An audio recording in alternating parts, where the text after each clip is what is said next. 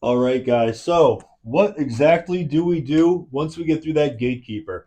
Well, now we're like speaking to the business owner. So, we need to make sure we are on the ball now, even more so than the gatekeeper. We have to make sure our body language is just right. We have to make sure our tonalities are coming out just the way we need them to. And we need to make sure that we've rehearsed, more importantly than anything, 100 times in the mirror or with a role playing partner to make sure we're not making some weird expressions or mannerisms when we do certain things, because as humans, we tend to do these things once in a while.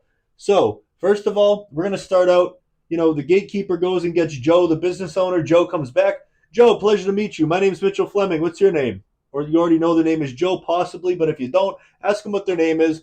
They're going to tell you the name. And you're just going to say, listen, Joe, I know your time is incredibly valuable. So just give me 2 minutes of your time. Sound fair? Don't ask them a question. Just say, give me 2 minutes of your time. Sound fair? And you're going to put that upward inflection. It sounds like a reasonable ask, like I'm another business owner, et cetera, et cetera. So when you introduce yourself, you can say something like, hey, nice to meet you. My name is Mitchell Fleming. I'm another local business owner at a payment processing company. What's your name?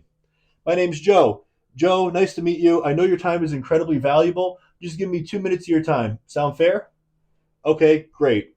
Now we're going to jump right into our sheet, our cost saving sheet, which is a cost saving analysis of things we've done for other people.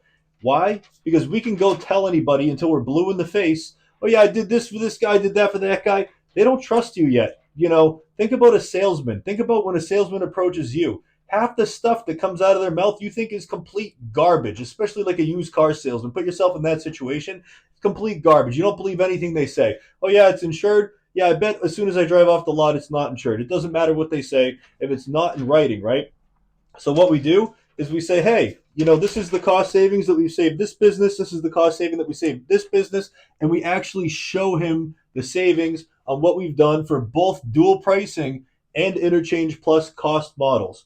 And the reason we do that is we don't want yet to shove them into one of those buckets because we might be closing off a sale by doing that. Oh, yeah, I saved them by putting all the fees on the consumer. That's something you never say. Never say, I'm going to put all the fees on your customer. Because guess what? The business owner's been pitched on that at this point since 2018. They've been hearing that for 6, 7 years now, and they're sick of it. They don't care. They don't care about your pitch, right? They don't care about you. They care about themselves. And remember, everything that you're saying, they think is complete crap at this point.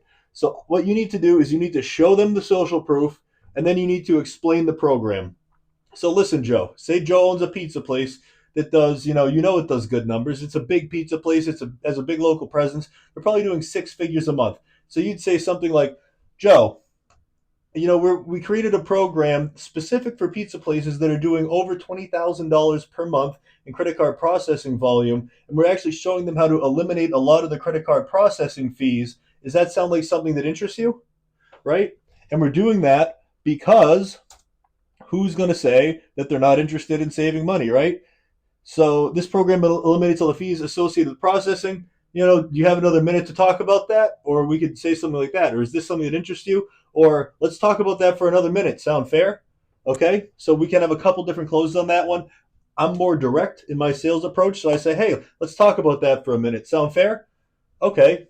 So hypothetically, Joe, if you could put your fees down to zero, is that something that would interest you if it were not to affect anything else?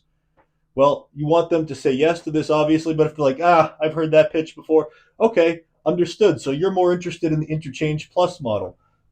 Yes, I'm more interested in the Interchange Plus model.